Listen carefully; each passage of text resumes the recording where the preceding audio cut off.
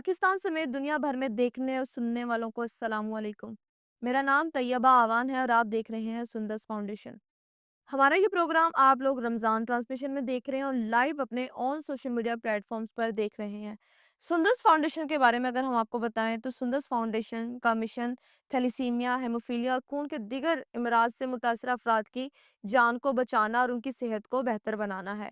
मुफ्त मशवरों के साथ मरीजों को इखलाकी और समाजी मदद फ्राहम करना भी है।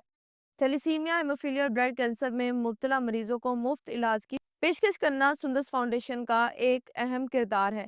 मरीजों को बगैर किसी कीमत के स्क्रीन शुदा खून और उसके मसनूआत की फ्राहमी करना।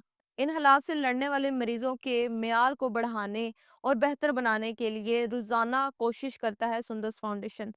इन मरीजों की जिंदगी को बरकरार रखने के लिए एक अहम अहमियत के बारे में बेदारी की जाती है। खून पैदा करके लोगों को अतिया किया जाता है। सुंदस फाउंडेशन पाकिस्तान में गैर सरकारी तंजीम है जो थैलीसीमिया, हेमोफीलिया और खून के दीगर दायमी बीमारियों में मुब्तला मरीजों के लिए अपने आप को वक्फ करती है। सुंदस फाउंडेशन पाकिस्तान के मुख्तलिफ शहरों में वाकिया है और 12 मराकज के जरिए अपनी खिदमात फराहम कर रही है।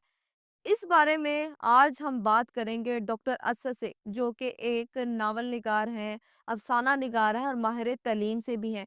ये जो थैलेसीमिया के पेशेंट्स हैं, इनको जो खून डोनेट किया जाता है, इस बारे में क्या राय रखते हैं, आज हम इनसे जानते हैं। अस्सलाम वालेकुम। इस्लामिक वालेकुम सलाम। सर कैसे हैं आप? बहुत ज़बरदस्त। सर अभी आपने सुंदस फाउंडेशन का विजिट किया, थैलेसीमिया के मरीजों से और बच्चों से आपकी मुलाकात हुई, तो आपने क्या ऑब्जर्व किया उन बच्चों के साथ मिलके और बात करके? बहुत शुक्रिया। पहले तो इस खूबसूरत काज़ को जो है ऑगमेंट करने के लिए ये जो आपकी ट्रांसमिशन है, और ख़ास तौर पे जो वक़्त का इंतख़ाब है, बरकतों वाले महीने के हवाले से मैं समझता हूँ कि ये उस कॉज़ को जो है उसको उसके अंदर खैर व बरकत को आमीन बढ़ाने वाला है। आमीन। दूसरा, अभी जब हम आए और हमने थैलेसीमिया के बच्चों को अपने, आप भी वहाँ मौजूद थी कि वहाँ पे मुख्तलिफ उम्र के बच्चे वे वो अपने उस प्रोसेस से गुज़र रहे थे और हमने कुछ बच्चों से बात करने की भी कोशिश की। अच्छा, to me it is always very sensitive, हुँ। बहुत टची है, ख़ास तौर पे जब मैं बच्चों और बच्चों में भी जब जो बेटियां हैं उनको मैं देखता हूँ तो मैं शायद मैं इस नेमत से महरूम हूँ, और मैं अक्सर इसका अपनी कहानियों में ज़िक्र करता हूँ कि काश मेरी एक बेटी होती। तो वो जब हम उस बेटी के पास बैठे हुए हम उसकी फीलिंग्स को, तो आई कुड इमेजिन कि एक पेरेंट की, एक बाप की क्या फीलिंग हो सकती मैं है एक अपनी बेटी बेटी के को इस लिए कि उसको जब वो उस पेन से गुजर रही है। तो उस वो ऑब्वियसली हमेशा आपके लिए एक बड़ा इमोशनल मामला होता है।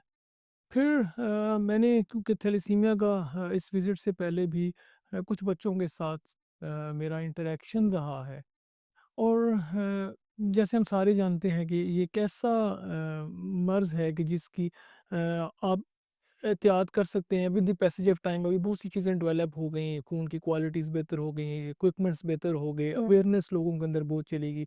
मैं बात कर रहा हूँ आज से कोई 10-15 साल पहले की, जब इतनी अवेयरनेस नहीं हुँ। थी, ब्लड की सैंपलिंग की वो मामलात नहीं थे।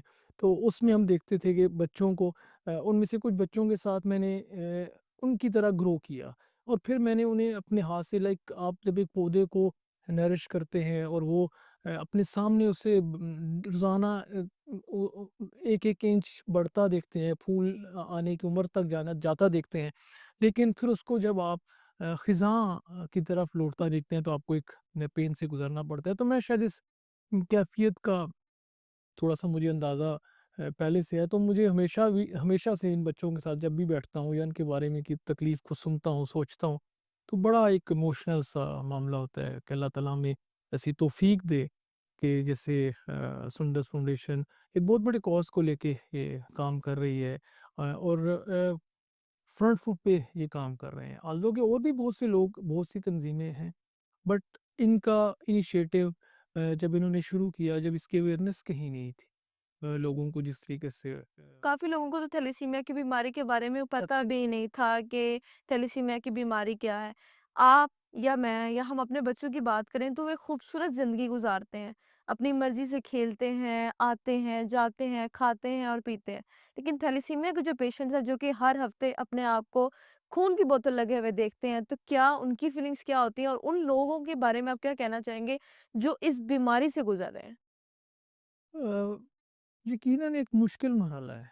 आप देखें छोटे से बच्चे को इमेजिन करें कि वो एक जब ब्लड जो है वो जब ट्रैवल करता है उसको तो वो अपने सामने उस पूरी बॉडी में अपने सामने देख रहा है। हमें अपने जिस्म में अंदाज़ा नहीं है कि हमारी वेन्स में से कहाँ ब्लड गुजर हुँ। रहा है। बट उसकी वेन उसके बाहर उसके सामने लटकी हुई है। बोतल की सूरत में वो उसकी वेन है, वहाँ से उसको ब्लड जो है वो किस तरह से वो ट्रैवल होते देखता है, एक-एक कतरे को जो है वो तो आई थिंक बड़ा पेनफुल है। लेकिन अच्छी बात ये है कि मैं अभी भी जब हम बच्चों से बात कर रहे थे, तो मुझे बच्चों के अंदर जो है उनके चेहरों के ऊपर वो जो पीलापन है, वो तो खून की कमी से है, लेकिन उनके हौसलों का जो सुर्खी है वो भी मौजूद थी। उसमें आपको मायूसी नज़र नहीं आती, वो गुज़र रहे हैं उस पेन से, बेयर कर रहे हैं।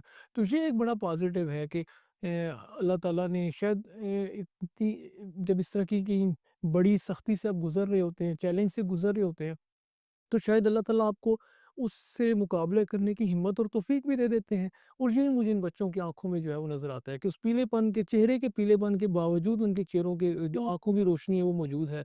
उनके अंदर उनकी जो ख्वाहिश है वो जिंदा है, ज़िंदगी की उमंग उनके अंदर ये मौजूद तो अब उनको अवेयरनेस दी गई है कि आप लोगों की जो बीमारी है ये लाइलाज नहीं है। लेकिन उनको कौन बताए कि इसकी सिर्फ़ मुद्दत 14-15 साल तक होती है, जब तक उनको हर हफ़्ते ब्लड लगता रहता है। आप माहिर तलीम रह चुके हैं और अगर हम बात करते हैं इस चीज़ की कि आप स्टूडेंट अफेयर्स और सोशल मीडिया अफेयर्स को देखते हैं तो काफ़ी लोग आपस में काफ़ी इनके रिलेशंस होते हैं, लेकिन डोनेशन के बारे में इनके जहन में कोई ख्याल नहीं होता। जितने भी हमारे स्टूडेंट्स हैं, आजकल की जनरेशन को हम उठाकर देख लें तो थैलेसीमिया के कई पेशेंट्स हैं जिन्होंने अपने ग्रुप्स बनाए होते हैं। संडे टू संडे वो ब्लड डोनेशन के लिए पार्क्स में जाते हैं, लेकिन लोगों के कोई पॉजिटिव रिव्यूज़ नहीं आ रहे होते। तो इस बारे में आप क्या राय रखते हैं? अच्छा एक तरफ तो हमारी सोसाइटी में बड़ा पॉजिटिव है कि हम जो है वो one of the largest society है जो डोनेशंस जिसके अंदर एक कल्चर मौजूद है। लेकिन अनफॉर्चुनेटली ये जो ब्लड की अवेयरनेस और ब्लड की डोनेशन का मामला है ये हमेशा से एक चैलेंजिंग रहा है। वाइल आई सी बैक आज से 30-35 साल पहले once I was a young student, हमारे पास इस तरह कॉलेज में ब्लड बैंक के लोग आया करते थे, अवेयरनेस होती थी। बट उस वक़्त भी उसको लेके भी या आज 30 साल बाद ही मैं देखता हूँ कि इसको ऐसे ल हमें शायद उसकी अवेयरनेस ब्लड डोनेशन की अवेयरनेस में हमें ज़रूरत है। थैलेसीमिया के बच्चों की या ब्लड की और भी जो दीगर बीमारियाँ हैं, उनके साथ उस अवेयरनेस के साथ-साथ ब्लड डोनेशन की ऑल्दो कि हम एजुकेट करते हैं। कि इसका आपकी हेल्थ के ऊपर कोई नेगेटिव इफ़ेक्ट नहीं है। इसका कहीं आपकी जो हमारे यहाँ साइकोलॉजिकल इफ़ेक्ट लेके बच्चों के ज़हन में होता है कि शायद इससे कोई जो है ना कोई कि हेल्थ इश्यूज़ क्रिएट होंगे, कोई बीमारी हो जाएगी, कि कमज़ोरी हो जाएगी। तो इस अवेयरनेस को भी आई बिलीव कि मैं क्योंकि एक एजुकेशन सेक्टर के अंदर मौजूद हूँ कि वहाँ पे सिर्फ़ उस दिन हम कैंपेन ना चलाएँ जिस दिन हमने ब्लड जो है वो उसको रिसीव करना है। बल्कि हम उसके साथ-साथ टाइम टू टाइम हमारे लेक्चर्स होने चाहिए। कम वो रेगुलर यूनिवर्सिटीज़ में या कॉलेजेस में हमें इसकी अवेयरनेस को बरकरार रखना चाहिए कि हम अपनी न्यू जनरेशन को ये बता सकें कि अगर आप ब्लड डोनेट करते हैं उन लोगों के लिए जिन जो आपके एक-एक ब्लड के कतरे के मुंतज़िर हैं।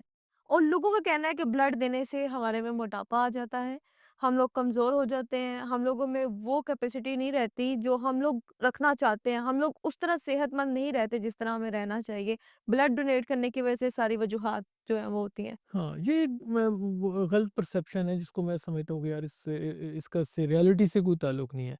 मैंने जहाँ पे जिस मुद्दत में मैंने टाइम गुज़ारा है जहाँ पे जिस इदारे के साथ, वहाँ पे हम बड़े फ्रीक्वेंटली हम लोग ब्लड दिया करते हैं देते हैं और ये ट्रेडिशन है या समझ लीजिए कि जैसे आप बात कर रही थी कि ग्रुपिंग की, तो वो ग्रुप्स बड़े रेगुलर इसको वॉलंटरीली वो जाके ब्लड डोनेट करते हैं। बट मैंने आज तक उनमें से किसी को ना उसको हेल्थ इश्यूज होते हुए देखे हैं, ना कहीं उसको मैंने कमज़ोर होते हुए देखा है, ना मैंने उसकी किसी फिजिकल एक्सर्शन में उसको जो है वो डाउन होते हुए देखा है। तो ये एक गलत परसेप्शन डेफिनेटली है, लेकिन इस परसेप्शन को हम अ, उसी तरह से अवेयरनेस कैंपेन के साथ और फ्रीक्वेंट इंटरेक्शन के साथ हम इसको जो है वो इस गैप को रिड्यूस कर सकते हैं, इसको मैनेज किया जा सकता है व्हाट आई बिलीव। हमें अब की जनरेशन को अवेयरनेस देने के लिए क्या करना चाहिए कि हम उनको जितने भी हमारे थैलेसीमिया का ना सही हम कई बीमारियों को देख लें जिनकी अवेयरनेस हमारे स्टूडेंट्स में होनी चाहिए, हम में होनी चाहिए और हर एक फ़र्द के ज़हन में ये बात होनी चाहिए कि हम अपने ज़रिए किसी को कैसे सेहत और खुशी दे सकते हैं। अच्छा, इसको अगर हम जिस अल्हम्दुलिल्लाह एक ऐसे रिलीजन के साथ जुड़े हुए हैं कि जहाँ पे हमें एक बिलीफ सिस्टम मौजूद है। हमारे यहाँ एक तौफ़ीक और बरकत का एक कॉन्सेप्ट हमारे पास मौजूद है। अच्छा, इसको हम एज़ अ स्ट्रेंथ अगर इस्तेमाल करें, हुँ, मी हुँ। और हम सिर्फ़ अपने बच्चों के अंदर दोनों सूरत में, अच्छा यहाँ पे 2 एलिमेंट्स हैं। एक वो है कि हम बात कर रहे हैं कि ब्लड डोनेशन के बारे से, this is one of the aspect. लेकिन दूसरी तरफ हमारा एस्पेक्ट वो है कि जो बच्चे या बड़े किसी भी ब्लड से रिलेटेड किसी बीमारी के अंदर मौजूद हैं, वो हैं। तीसरा हमारा जो टारगेट ऑडियंस है या टारगेट एरिया है, वो बेसिकली इन दोनों को ब्रिज करता है कि हमें सिर्फ इनको फोकस ही करना, बल्कि इनके आगे इसको रोका कैसे जा सकता है। अभी हमारे यहाँ किसी को बीमारी लग तो गई, लेकिन क्या इस बीमारी को हमने आगे पॉसन करना है या इसको हमें वहीं पे कर्ब करना है, जिसके लिए अगेन अभी अवेयरनेस काफ़ी बढ़ गई हुई है, टेस्ट हो रहे हैं। यहाँ पे भी हमने सुंदस में देखा अपने लेबॉर्ट्री में कि यहाँ पे अभी वो जो शादी से पहले मैरिजेज़ से पहले, क्योंकि हमारे यहाँ फैमिली मैरिजेज़ का ट्रेंड है। अब इसको चेंज आपको नहीं लगता कि इसको चेंज करना चाहिए या हमें पहले टेस्ट करवाने चाहिए ताकि हम लोगों की वजह से हमारे बच्चे सारी ज़िंदगी किसी बीमारी में मुब्तला ना रह सकें? जी, बिल्कुल, मैं वही उधर ही आ रहा हूँ कि 2 सूरतें हैं। एक तो ये है कि जो हमारी मैरिजेज़ हैं, फैमिली मैरिजेज़ हैं, उसको हमें उस तरह से डिस्करेज हम नहीं करना चाहते, ना करें, कोई हर्ज नहीं है। लेकिन उसके लिए हमें अगर कुछ प्रिकॉशंस लेनी है, लाइक हमें किसी टेस्ट से गुज़रना है, और ख़ास तौर पे उन फैमिलीज़ के अंदर जहाँ पे हमारे पास किसी भी बीमारी की हिस्ट्री मौजूद है। इट इज़ हुँ। Not only related to thalassemia, families और में भी बहुत होती सी, हैं। ब्लड का है, किसी में हार्ट के इश्यूज़ हैं, बहुत सी बीमारी। तो उसको उस टेस्ट से गुज़रने में कोई हर्ज नहीं। अच्छा, इसमें भी हमारे यहाँ क्योंकि परसेप्शन ये है कि ख़ास तौर पे फैमिली के अंदर मेल्स को लेके और जब हम शादी की तरफ जाते हैं या मैरिजेज़ की तरफ जाते हैं, उस एंगेजमेंट को लेके हमें टेस्ट से गुज़रना, वो कोई बहुत ही एक बड़ा चैलेंज लगता है कि हुँ। पता नहीं ये टेस्ट क्यों हो रहा है। अच्छा, इस परसेप्शन से भी हमें बाहर आने की ज़रूरत है कि एक बॉडी है, एक कारखाना है, जिसके अंदर बहुत छोटे-छोटे से बहुत से मैकेनिज़्म काम कर रहे हैं। उनमें से किसी भी जगह पे कोई माल फंक्शन हो सकता है। उसके लिए अगर आपको अवेयरनेस है, अगर आप उसको चेक कर लेते हैं, तो उसमें कोई हर्ज नहीं है उसकी रेमेडी करने के लिए। हुँ। तो उसको भी देखने की ज़रूरत है कि अगर हम मैरिजेज़ से पहले इस टेस्ट के की तरफ थोड़ा-सा इसको हम फ़रोग़ दें आपस में, फैमिली पर्टिकुलरली फैमिली मैरिजेज़, और इवन कि अगर आप फैमिली से बाहर भी जा रहे हैं, तो वहाँ पे भी उस फैक्टर को अवॉइड नहीं किया जा सकता। इफ़ पॉसिबल तो हमें उसको देख लें। तो मेरे ख़्याल में ये जो तीसरी साइड है, ये इन दोनों को ब्रिज करने में एक अहम रोल प्ले कर सकती है। लेकिन इसको अना का मसला बना दिया जाता है, चाहे वो लड़की है, चाहे वो लड़का है। आपको लगता है कि हम लोगों को इस बारे में भी अवेयरनेस देनी चाहिए कि शादी से पहले हमें कुछ टेस्ट जो हैं वो प्रायोरिटी पे रखने चाहिए कि ये टेस्ट हों क्योंकि कोई भी माँ-बाप जो है वो अपने बच्चों को किसी बीमारी में या किसी इस तरह के हालात में नहीं देख सकता जिस तरह इन शादियों के बाद हो जाता है या कर्जन मैरिजेस में हो जाता है। जी, बिल्कुल आप ठीक कह रहे हैं। इस पे हमें टेस्ट की तरफ जो है इसके ट्रेंड को आम करना प्रमोट चाहिए। करने की ज़रूरत है, इसको आम करने की ज़रूरत है। अच्छा, इसमें एक क्योंकि हम अभी सोशल मीडिया के साथ, जो हमारी जनरेशन है वो सोशल मीडिया के साथ जुड़ी हुई जनरेशन है। मैं फिर यहाँ पे कहूँगा कि ये जो अभी आपने जो सुंदर फाउंडेशन ने जो एक इस प्रोग्राम को सोशल मीडिया के थ्रू प्रमोट करने की कोशिश, I think this is one of the जो लीड ऑफ द आवर वाला मामला है कि इस वक़्त हमें किसी एक सिर्फ़ जो रोड कैम्पेन्स हैं या हमें किसी ख़ास प्रोग्राम की ज़रूरत है, उससे हट के हमें हर घर और हर हाथ तक पहुँचे। हाथ का लफ़्ज़ इसलिए कि हमारे पास हर हर हाथ के अंदर जो है वो सोशल मीडिया के मल्टीपल प्लेटफ़ॉर्म मौजूद हैं। तो हमें वो उसकी एक्सेस उस तक देने की ज़रूरत है। उससे इस कैम्पेन को मेरे ख़्याल में बेहतर किया जा सकता है, इसको इफ़ेक्टिव यूज़ करने से। सुंदर फाउंडेशन तो एक ऐसा इदारा है जो लोगों में अब अवेयरनेस दे रहा है कि सुंदर फाउंडेशन क्या है और इसका इनिशिएटिव क्या है। कई इस तरह के इदारे हैं जो अभी तक आपके सामने नहीं आए और इन इदारों का गलत इस्तेमाल भी किया जा रहा है। हम लोग अपनी किसी ब्रांड प्रमोशन के लिए या हम लोग कोई ऐसा काम कर रहे हैं, अगर हम अभी की करंट बात करते हैं तो हमारी सीएम मरियम नवाज़ साहिबा बड़े अच्छे काम कर रही हैं। तो वो अपनी वो बहुत अच्छी कर रही हैं कि सोशल मीडिया एडवर्टाइज़मेंट कर रही हैं, बता रही हैं। तो हमें कोई एक इस तरह का इदारा नहीं बनाना चाहिए जो कि घर-घर जाकर ये थैलेसीमिया, हेमोफीलिया के पेशेंट्स के बारे में गाइडेंस दे सके और लोगों को इस बारे में बता सके कि आपका एक स्टेप जो है वो कितनी ज़िंदगियाँ बचा सकता है। बिल्कुल इसकी जो स्टेट है उसकी उन्नस होनी चाहिए। अ, फिर मैं ये कहूँगा कि may not be only restricted to the thalassemia, but one of the इसका जो एलिमेंट है वो थैलेसीमिया होना चाहिए। बट इसकी कंपेन स्टेट के ओनर्स के बगैर तो कोई भी काम उस तरह से इफेक्टिव नहीं हो सकता। ज़ाहिर है इदारे अपनी इंडिविजुअल कैपेसिटी में बेस्ट पॉसिबल करते हैं।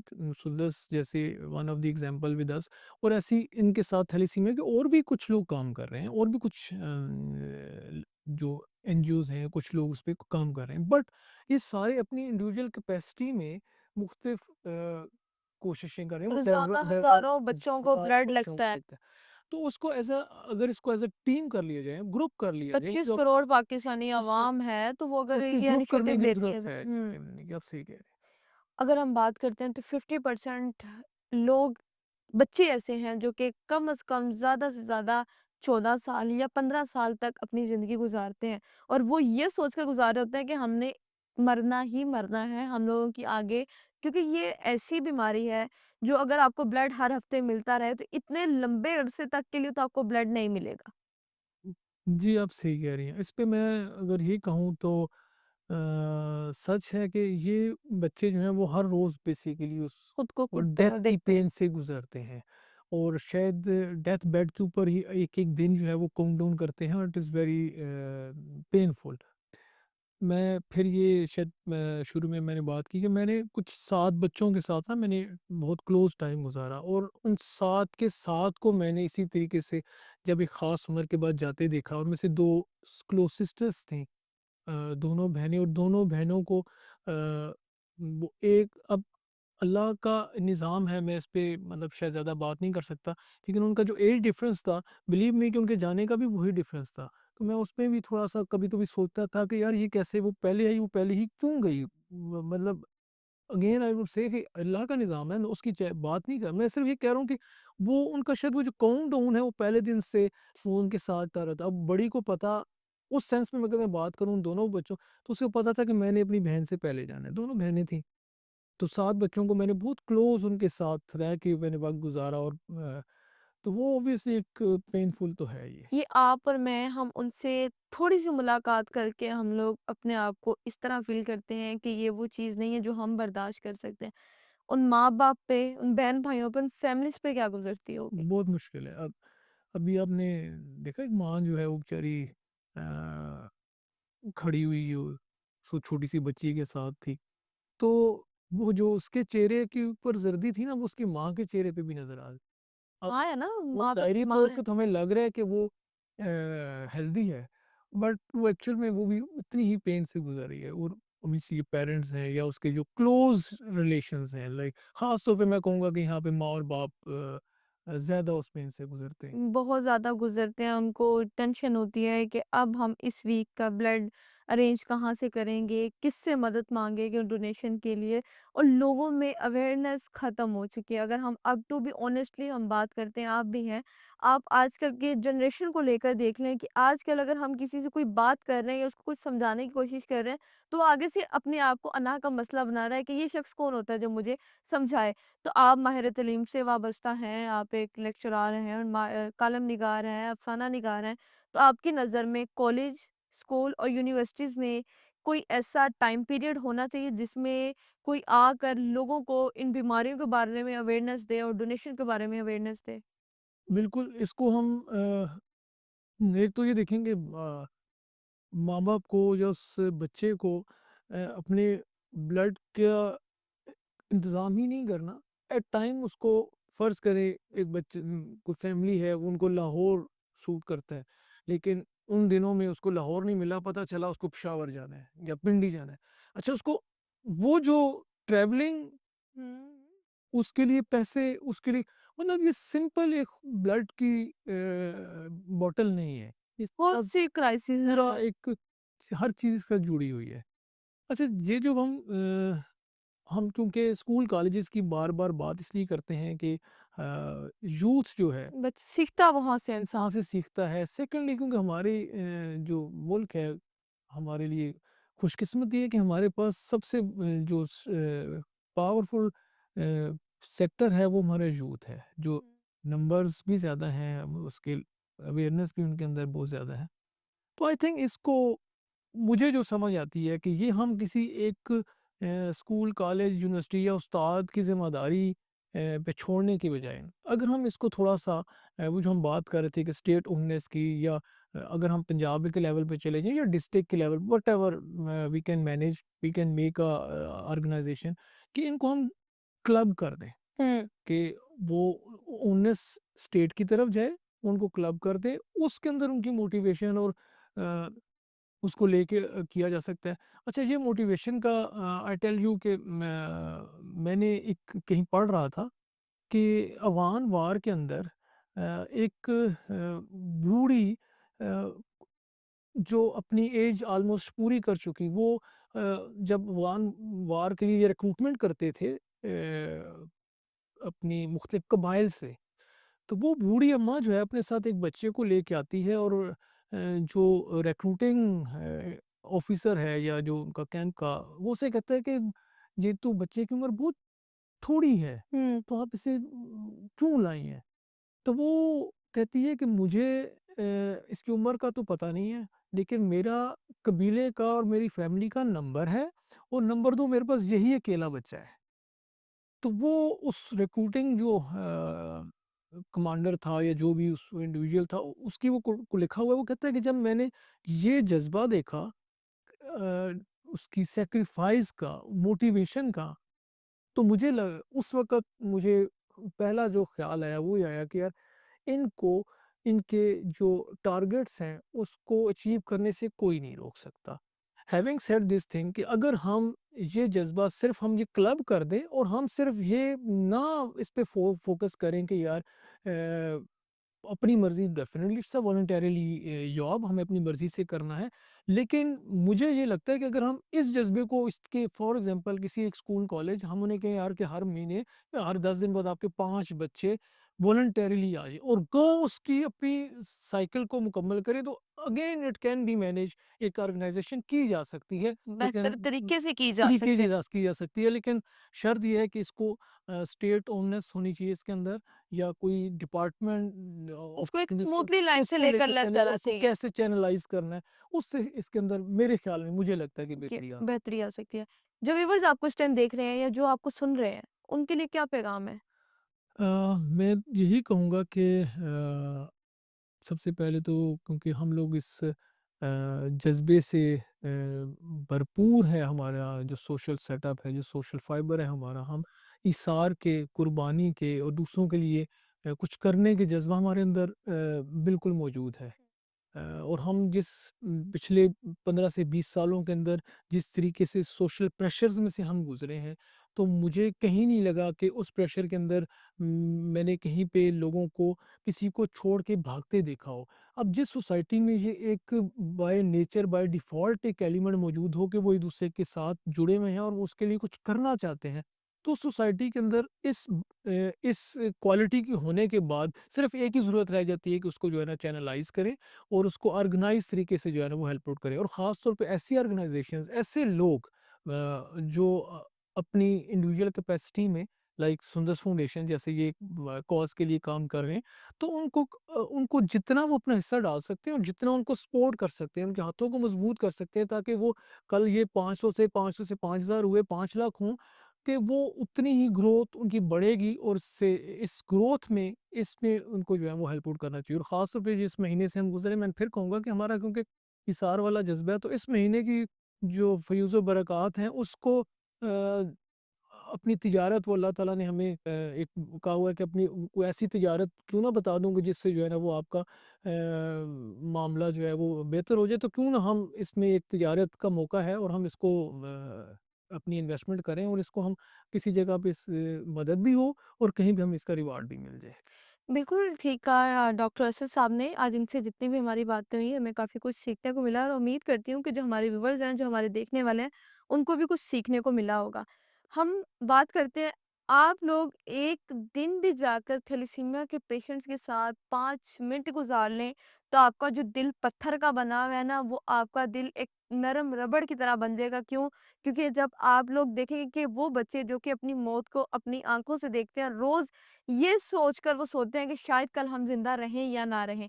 कल हमें खून की बोतल मिलेगी या नहीं मिलेगी, तो हम लोगों को उनके लिए कुछ करना चाहिए। और ये रमज़ानुल मुबारक का महीना है, बाबरकत महीना है। इस महीने में हम लोग सदका देते हैं, ज़कात देते हैं, त्याग देते हैं, बहुत कुछ करते हैं कि हम अपने अल्लाह को राज़ी कर सकें। लेकिन हम लोगों को क्या करना चाहिए?